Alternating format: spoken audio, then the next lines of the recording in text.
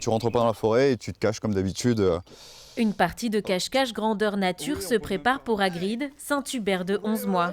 Oui. L'exercice du jour, retrouver une personne portée disparue, grâce à l'odeur que le gendarme dépose en guise de référence avant d'aller se cacher. Un travail quotidien pour Hagrid qui sera opérationnel au bout de 2 ans de formation et quelques sacrifices, comme l'interdiction de marquer son territoire.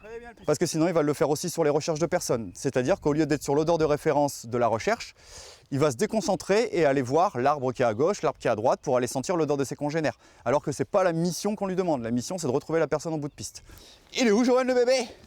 Oh là là, il va travailler, loulou! Quelques secondes de flairage et le jeune chien pisteur de 52 kilos peut commencer sa mission. Cherche! Excellent élève, Hagrid suit le parcours effectué par le gendarme quelques instants auparavant, à la dizaine de mètres près. Et moins d'1 minute plus tard... Ouais, c'est bien, loulou! Oui, oui, oui, oui, oui, oui! C'est un jeu pour lui. Ouais! Un chien qui ne joue pas, c'est un chien qui ne travaillera pas. Donc en gendarmerie, on recrute vraiment que des chiens joueurs. Et les Saint-Hubert en font partie.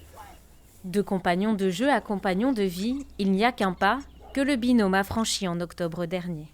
C'est magique, je travaille tous les jours avec mon chien, il vit chez moi en plus. Donc c'est beau à voir parce que c'est une grosse relation, c'est beau. Le Saint-Hubert dispose de 300 millions de cellules olfactives, soit 6 fois plus qu'un homme. De quoi en faire la race de prédilection dans la recherche de personnes. Hagrid, quant à lui, passe son examen de chien pisteur en janvier prochain. Oh, t'es beau.